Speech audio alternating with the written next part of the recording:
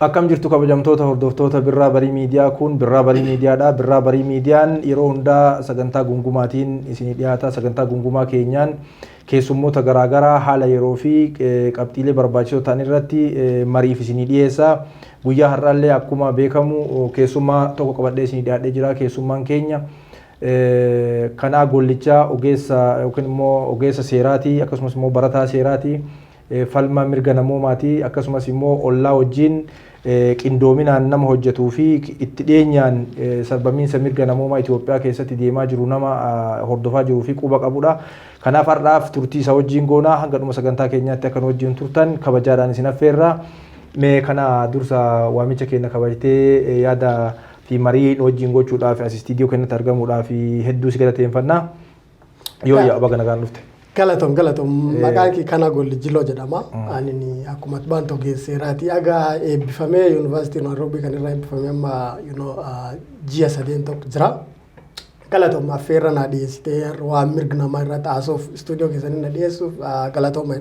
Hedduu galatoomaatillee waamicha keenya kabajtee asitti qaamaan nu argamu keetiif akkuma jalqaba irratti kaasne kallattiidhaan qabxiin har'a irratti mari'annu haala yeroo irratti keessawuu mirga qabiinsa mirga namoomaa Itoophiyaa keessa jiru wal qabatee akka ija seeraatiin akkasumas immoo nama itti dhiyeenyaan odeeffannoos waa hundayyuu hordofaa ture waan ta'eef kallattiidhaan isa wajjin turtii goonaa mee kana kallattiidhaan gara qabxii keenyaatti yoo deebinu Itoophiyaa keessatti erga muummicha ministeeraa ammaa Dr. Abiy Ahmed aangoo qabatee kaasee sarbamiinsi mirga namoomaa Itoophiyaa keessatti garmalee hammaatee jira.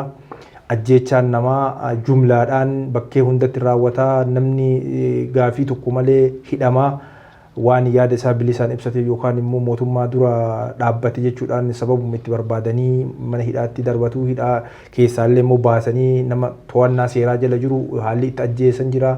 Akkasumas immoo darbeetu mootummaan humnoonni hidhatan kan mootummaa jechuudha. Yeroo itti nama jumlaadhaan ajjeesan argina abbaa gadaa dabalatee jechuudha. Kanaaf mee akka ogeessa seeraa tokkottis akkasumas akka nama sarbamiinsa mirga namoomaa Itoophiyaa keessatti raawwatamaa jiru itti dhiyeenyaan quba qabduutillee maali maddi rakkoo kanaa jettee yaadda? Yaa galatoomi akkuma tana gaafate haalli mirga namaa Itoophiyaa keessa baay'ee badaadha ammaa fi maaliif jettee tana gaafatte hanga mootummaan Abiy Ahmed aangoo dhufee adni qabatse gaafa Oromoonni fincila diddaa gabrummaa sun tolchee Oromiyaa keessatti from akka bara faranjii from 2014 to 2016 hiriira Oromoo protestii suni mootummaa TPLF fi mootummaa harka qawwee malee maqalee galchee ture jijjiiramee dhufee Abiy Ahmed aangoo dhufee ammoo eegisuni wal qabatee haalli mirga namaa Itoophiyaa keessa ilaaltu wanni uumamaa jira ajjeechaan ilma namaa irra raawwatamee kaam ganna sadii yookaan ganna sadeen Abiy Ahmed aangoo gubbaa jiru irra raawwatamee gaafa TPLF fi namni agas raatee hin beeku mirgi namaa agas sarbamee hin beeku yaa ilaaltee nu guyyaa nama ajjeefame rikood goona nama hidhames nama uummata buqqaa'es ganna sadeen kan keessatti baay'inni uummata buqqaa'ee baay'ee guddaa namni du'eessa akkasuma. Amma yoo ilaaltu qabxiin mirgi namaa wanni sarbamaa jira. Jaha tokko jira qabxiin idilee tokko namni hidhaa baafame yookaan ajjeefame. OLF deeggartaa yookaan mucaayoo keetitti yookaan intala keetitti yookaan gurbaa keetti OLF deeggaradhanii namni ajjeefamaa jira tokko sun. Kan ammoo karaa reebamtee hidhamu yaad addaa qabdaati nam psychologically OLF deeggartaa hidhamte forcefully hidhamu. Kan bira maal seeta qabeenyi uumamaa qabeenyi raayyaa yookaan uummata saamamu OLF deeggartaa hidhanii dhufanii horii keessan irreen isanirraa fuudhamu man keessan isanirra gubu naannoo walloo kan yoo ilaalte lukkuullee mootummaan ni naata. Lukkuu mataallee guurratee darbaa kan biraa maal seetaa kan jiru fakkeenyaaf naannoo mirga namaa kan jiru ijoollee xixiqqoo ganni isaanii akka seeraa nam ganni isaanii 18 gahin waraanaatti hin dabalamu amma mootummaa ilmaan xixiqqoo irreen fuudhanii waraan geessu. Kan biraa ilaalti maal seeta ijoolleen durbaa gudeedamu ijoolleen durbaa shamarran gudeedamuudhaan uummata raayyaa waraana mootummaatiin No? So haalli mirgi namaa yoo ilaalte baay'ee badaadha. Kan nu gaddisiisu amma Itoophiyaa kan jiru civil war dha inni afaan Faranjii kan keessatti deemu jiru uummataaf uummatii waladhu jechuudha. Warri lammii tokko waladhu. Yoo amma Itoophiyaan Tigree haate lammii tokko waladhu civil war dhani. Ammoo wani naannoo Tigree deemamu jira addunyaa ni dubbachi mootummaa akka inni waan kan fooyyessu illee guyyaa guyyaan gaafachaa jiran. Ammoo kan naannoo Oromiyaa deemaa jiru namni irbaa'uu hin jiru. No? So mootummaanis gurraan kennuufi dhaabbati mirga namaa like Amnesty Human Rights Watch kunis eegii 2019 reportii dhuma Amnesty kennite eegi gaafasi callisanii waa'ee Oromiyaa keessatti deemuu jiru callisu. Look at beela'uun uummati akka Baalee akka Booranaa kun beela'uun iyyuu mirgi isaa jeequma uummati mootummaan tokko dhaabbatuuf uummataaf qabeenya uummata eeguudha. Gaafa uummata eeguu dadhabdee uummatis jala beela'ee dubbachuuf dadhabdu beelkaan dhossitee naannoo Booranaa naannoo godina Booranaa keessatti aanaa Areeroo keessatti namni beelaan du'ee ture mootummaan naannoo sunii dhossee ture. Warrooti naannoo sun bulchan kaabinee. That aspect. Kanaafuu wanni mirgi namaa Itoophiyaa keessa akka deemaa jiru baay'ee badaa baay'ee nama yaaddessaa akka fooyya'u hin fakkaatu. Maaliif jennaan mootummaan waraana hedduu Oromiyaa bobbaasaa jira. Dirree waraanaa godhuuf. Tole hedduu galatoomii qabxiilee hedduu kaastee dhugaa amma sarbamiinsi mirga namoomaa Itoophiyaa keessaa wanta nama gaafachiisuu miti namni kumaatamaan ajjeefamu jira. Miiliyoonotaan buqqa'ee qabeenya isaa dhabee roobaa fi aduu keessatti bittinnaa'ee jira. Akkasumas immoo beelaan akkuma ammati kaaste godina Booranaa harka caalu keessatti akkasumas godina Baalee kana qofa maqaa dhoofna malee Wallagga keessatti buqqaatiin garaagaraa Wallagga Bahaa dhihaa akkasumas Horroo Guduruu Wallagga Walloon guutumaan guutuutti cafaquutti jiranii. Wanta nama gaddisiisu guutumaan guutuutti anamma akka gaafiitti wanti ani ammallee atillee turte yeroo amma walitti bu'iinsi tokko yookaan immoo wal waraansi waliinii yookaan immoo siviil waar kun yeroo ka'u addunyaan amma Tigraay fi Keenyaa fi waraansa kaabaatii fi xiyyeeffannaa guddaa kennanii miidiyaaleen addunyaa dubbatu dhaabbileen mirgoota namoomaatiif falman baay'een isaanii yeroo dubbatan argina. Ka Oromoo kun immoo ajjeechaan waluma fakkaata amma Oromiyaa keessatti illee inumaayyuu kan Tigraay kallattiidhaan hidhatee wal waraanu jira kan Oromiyaa keessaa uummata nagaa shanee deeggartanii waan maqaan hin jirre waan dhaabni shanee jedhamuyyuu hin jirre maqaa itti baasanii uummata nagaa dararutti jiran. Kanaaf dhaabbileen mirga namoomaa kan akka Amnesty International warri tanaan dura falmaa turan warri akka Human Rights Watch warri kun miidiyaaleen addunyaa gara Oromoo kan xiyyeeffannaa kennuu maaliif dhaban sitti fakkaata? Perfect, thank you. Yoo ilaalte maal seetaa qaamni hidhatee walaadhu yoo jiraate fakkeenyaaf seeratti jira seerri kun kan yeroo waraanni jiru seerri kan jiru qaamni hidhate lama yoo walaadhu qabeenyi uummata saamuu hin qabu. Nama nagaa tokko jeesuu hin qabu. Ka walaadhu iyyuu nam tokko gaafa inni harka kennatee qawwee sun labbuusee harka ol qabate harka kennatu jeesuu hin qabu. Uummata nagaa lakkisi. Wanni amma Oromiyaa keessatti deemaa jira dhuguma Oromoo Liberation Army yookaan OLA waboof mootummaa waladhaan jiran yookaan waboof poolisiin Oromiyaa waladhaa jiranii jidduu kanatti uummati goddaa'amaa jira. Fakkeenyaaf waggaa warri waladhanii namni hedduun ka baraarii yookaan risaasa sun hin dhahamee jira. Uummata dha'e moo OLF dha'e hin beektu. Duwanii hedduu rikoord goonee jira naannoo magaalaa Nageellee Booranaa keessa gisee iddoo warri waladhanii namni hedduu ka jidduu sunitti maaliif nan uummati gabayaa yookaan bitatee jalu waggaa waraanii mootummaatii fi waboo walitti tokkisanii jidduutti rasaasaan dhahamee jira. Yoo ilaaltu gaafii keetii yoo deebi'ee maaliif yoo dhaabbate Amnesty International Human Rights Watch yoo dhaabbate addunyaa kun maafi waraana Itoophiyaa keessatti deemaa jiru kan naannoo Oromiyaa maaf hin dubbanne maaliif waa mirga namaa kan sababamaa jiru irratti oma hin jenne callisee maaf laaluu yoo ta'e gaafatte tokko mootummaan naannoon Oromiyaa nagaa qabdii jedhee akka addunyaatti beeksisa ture karaa dippiloomaasiitiin dhoossa turan gaaf tokko Itoophiyaa Press Meediyaan xalayaa wayii tokko kan isaatti ergee akka warri waa'ee OLF waraana Oromiyaa keessatti deemu jira miidiyaa irraan oolchine.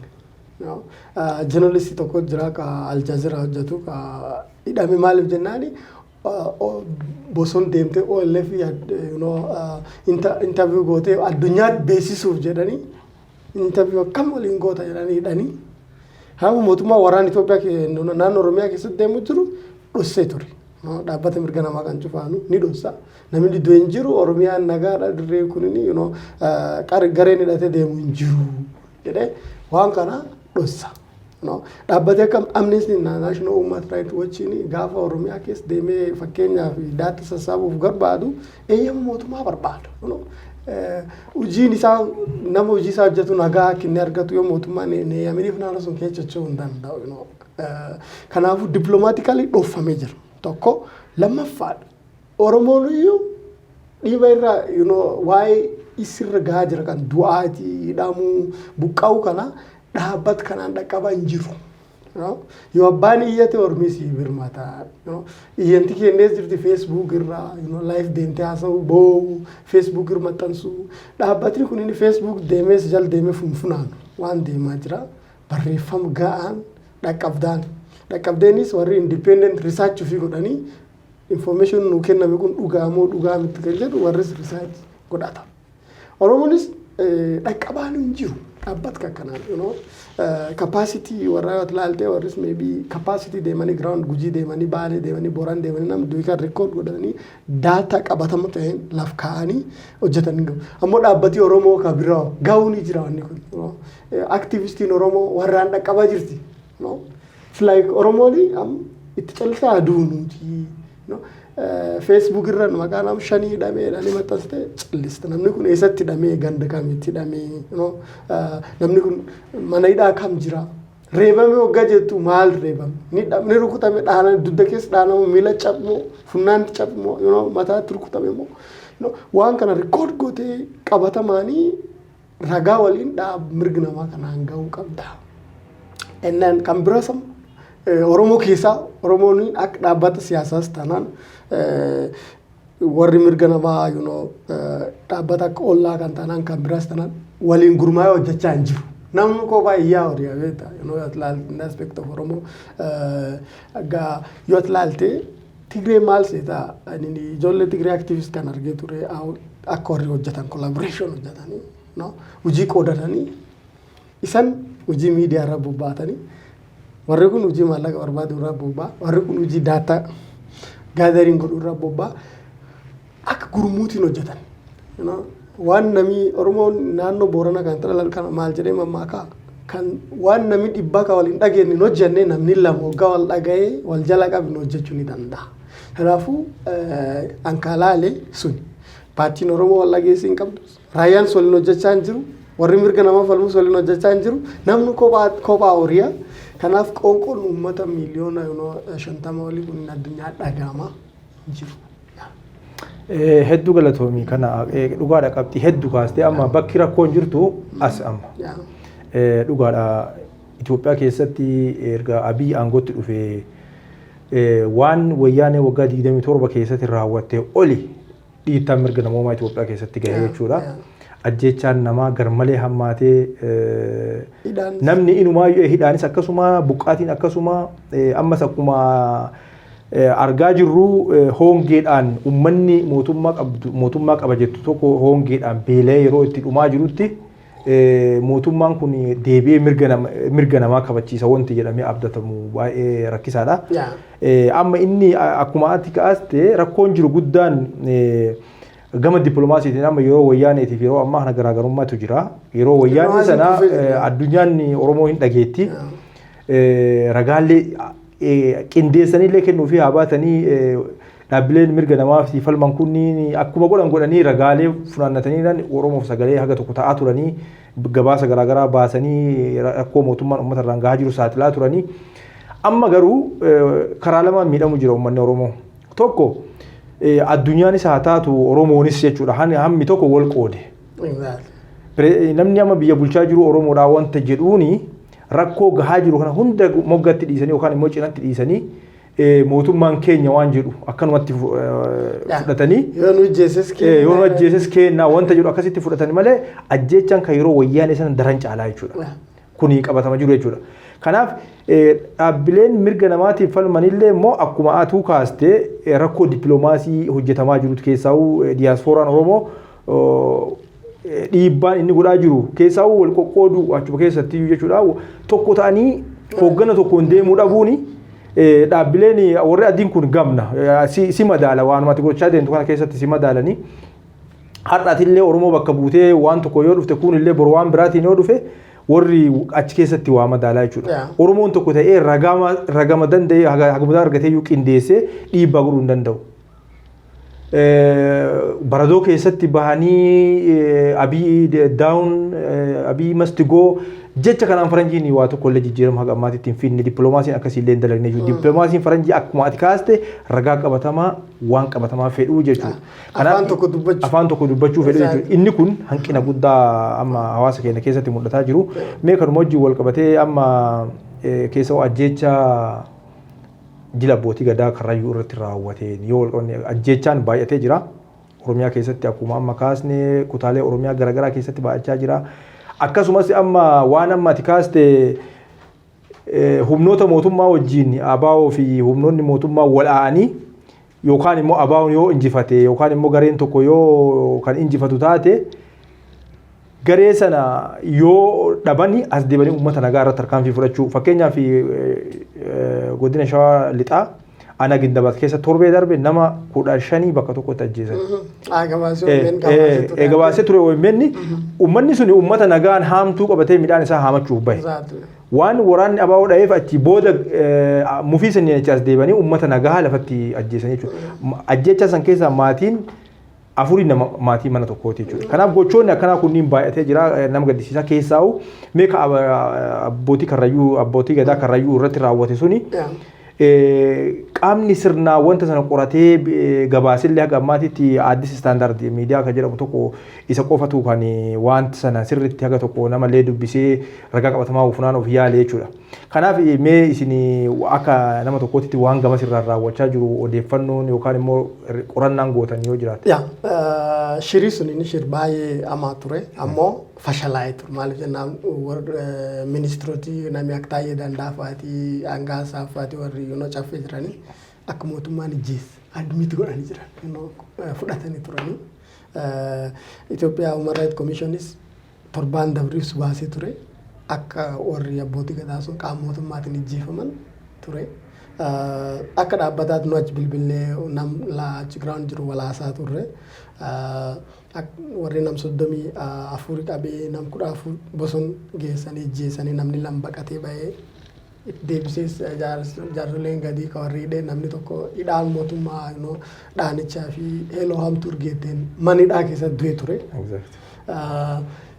Wanni deemaa jira kan abbootii gadaa sun irratti raawwatame. Wanni amma akka sana gammachiisa maal siita akka dhaabbataallee nu warri kunni mirgi warraa kabajamuu fi guldeemna inni ilaalaa jirru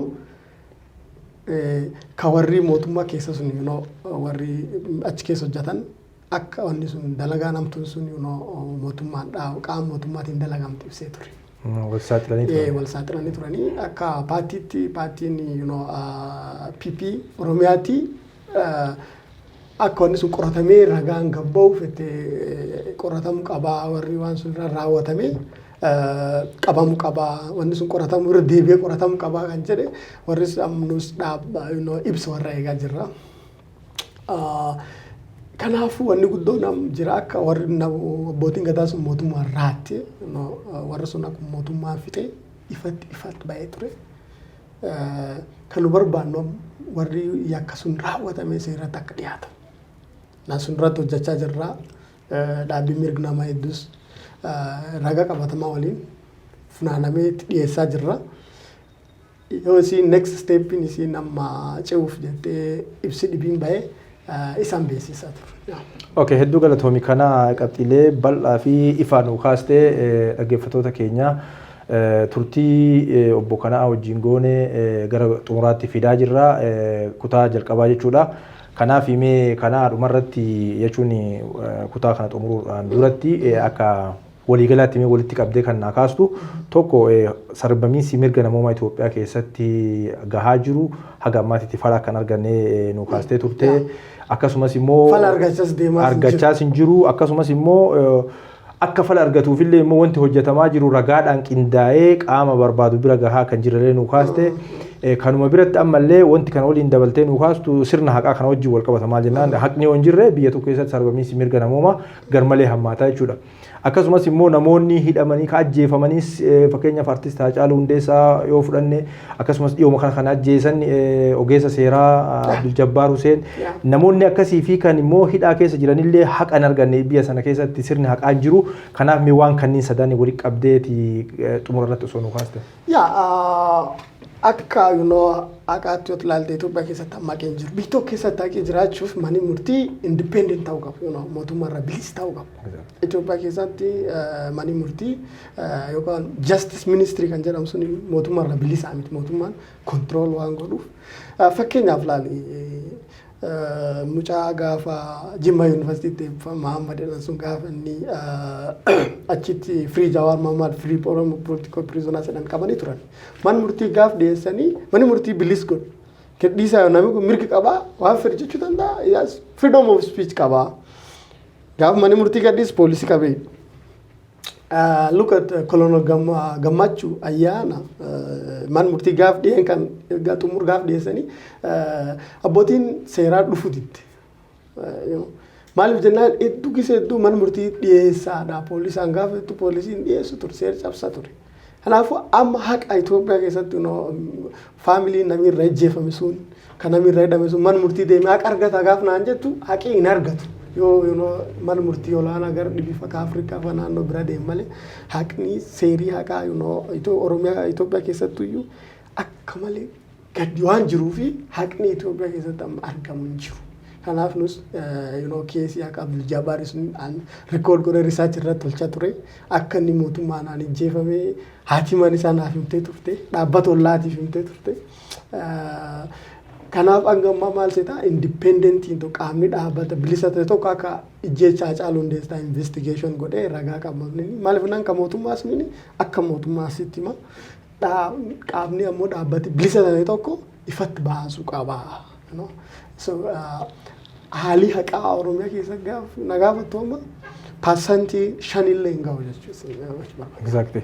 Hedduu galatoomii turtii ogeessa seeraa fi falmaa mirga namoomaa kanaa gollichaa wajjin goone kutaa tokkoffaa kanumaan goolabnaa kutaa lammaffaatiin akka walitti deebinutti qophii BBM biroo wajjin akka turtan waamicha isinii goonaa galatoomaa.